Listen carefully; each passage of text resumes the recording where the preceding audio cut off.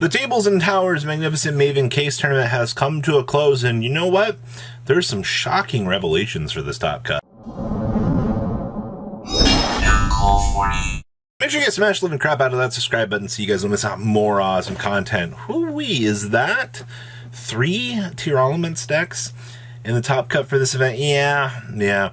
I'm not going to go too far in depth with this, but when we look at the decks, we'll talk more about this.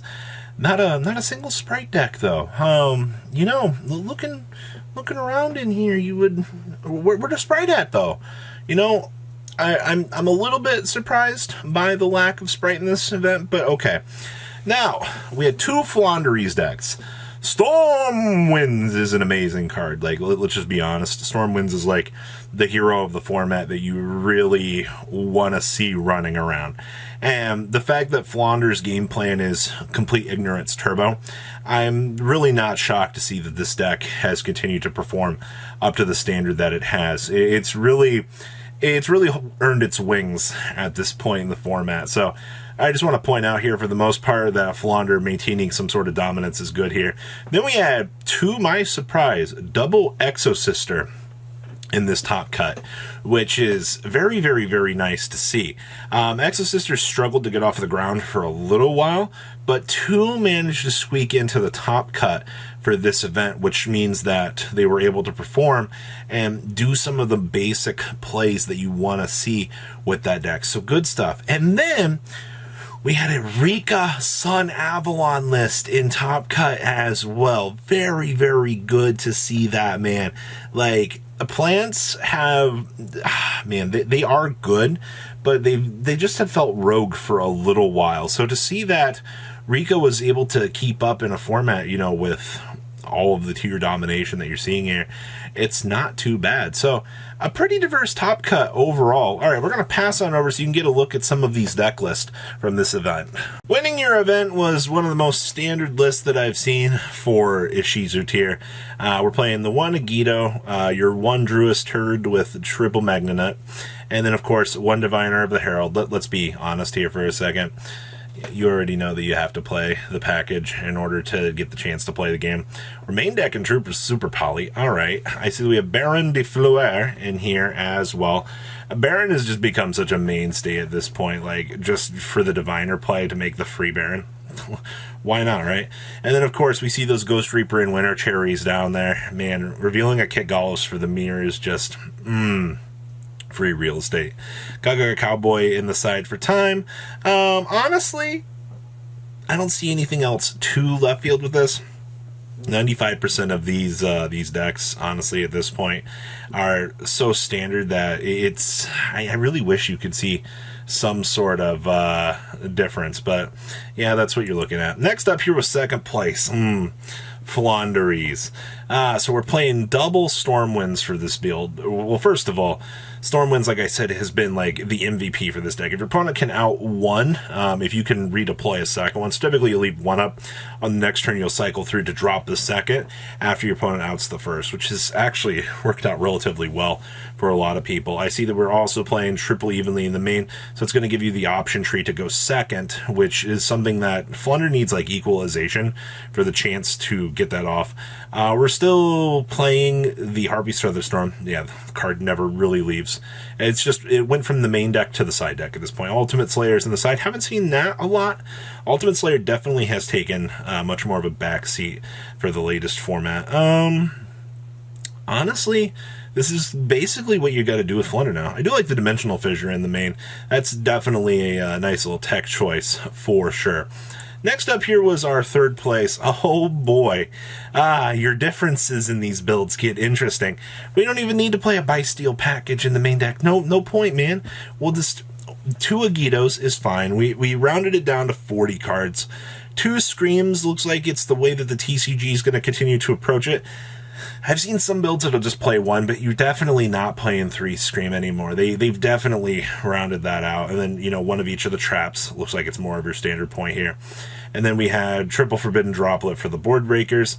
Honestly, for the rest of this, though, and they're also playing the one heart in the main as well. So most of your side deck, there's your Bysteel package down there. So we just pushed it out of the main down to the side in case you need it. Of course, Ghost Reaper and Winter Cherries continuing to be that monster dominator for the mirror match, man. Like I said, don't underestimate just being able to rip your opponent's literal key card out of their extra deck, and they're like, what do we do now? They kind of struggle, is how it works. All right, next up here was our first Exosister list at 4th place. We are main decking, yes, Dimension Shifter, Dimensional Fissure, and Macrocosmo. Now, I also see that we're main decking double Necro Valley, but we're not playing Mystic Mine.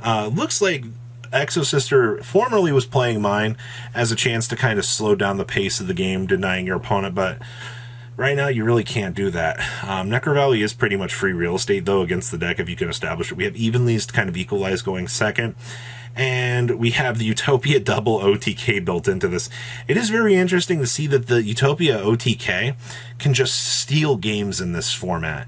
This isn't the first time I've seen that package coming up, and it definitely won't be the last, as a lot more people continue to look at it. They're like, oh, 1 brick for 10,000 damage? Okay. It's crazy to me to not explore that option tree for sure. 5th place here was our Rika list. Now, we are playing 3 of the brick normal monster and a driver, but I digress. I think most people in a lot of the former list were trying to cut back on seed to 2.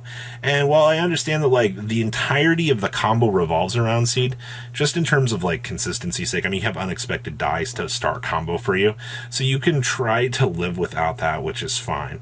I also see, for the most part, that most of the rest of the ratios in the main deck line up pretty well. Extra deck feels pretty solid. I do see that we are playing one of the Aurea, the Sylvan Link monster in the extra or the side deck, so that we can side that in. And we also have Eradicator Epidemic Viruses if we need them in the side. One of the few decks still relying on Eradicator Epidemic Virus to kind of maintain the course of the format. So not too bad. I like this plant list. All right, not too bad, minus the Loki, give or take, for another tech card. Next up is one of the most tacked out versions of a Shizu tier that I have seen yet. We're main decking the Neko Main Kings. I feel like this duelist just got so sick of playing the mirror match that they were like, we're going to put in the Neko Main King because this format is so insane. And honestly, if you pull it off, it works. We are also focusing on Exchange of the Spirits and the Gravekeeper's Trap card in here as well. And we're doing Needlebug's Nest and the Paleozoic cards. That's kind of cool to me. They found enough room to be able to fit those particular cards in and use them for the advantage engines that you really want. Like I said, I think this is a little bit different than a lot of the previous builds we've seen. We also have King of the Swamps in here as well, so that we can get access to Kliga. So you want to talk about just tacking out really weird options and having them work for you? This works out pretty awesomely. Next up here, another Flaunder list. Now, same thing that you're going to see from the previous build. You're on double Stormwinds here to maintain a lot of that. Make sure you know you have the second one to float back. We have 2 Ultimate Slayers in the main deck, which, once again, I mean, the last list had them in the side. This one has 2 in the main, 1 in the side. And then, of course, Featherstorm's still in the side deck. We have Evenlys now, so that solidifies the fact that you're going to want to focus on those Evenlys for the generic board breaker aspect of things. And then, of course, Ghost Reaper. If you haven't noticed, Ghost Reaper's just pretty much moved in here as the card, all right? And considering the fact that, you know, Flaunder's entire extra deck doesn't give 2 craps about its option trees. It's like, oh yeah, by the way, you know, we can just go ahead and reveal whatever here and then take out whatever option that we need. Like, it's actually quite impressive at the end of the day. So I don't have anything else too crazy to say about this. Maybe the one extra is kind of cool. 43 cards is fine. It's teched out for what it needs. And then our last Exosister list here. Once again, main decking evenly matches. Main decking the Dimensional Fissure. Double Necro Valley and a Mystic Mine. Okay, we're citing the additional Necro Valley. That's 3 Necro Valleys that if this deck needs, it can pull out of its butt and have access to. We're citing the Macrocosmo and the Metaverse. Okay. So in case something goes wrong, we have access to it. Everything else here, Dark World No More is in the main. is fine. Yeah, this is kind of what you have to do to be on anti-meta right now for this format, which is actually kind of sad, but I guess it's just how the cookie crumbles. So what do you guys think about the breakdown for tables and towers? Please leave a comment down below, tell me what you guys think, and I will see your beautiful faces back here later today, guys. Peace out. Patrons, thank you.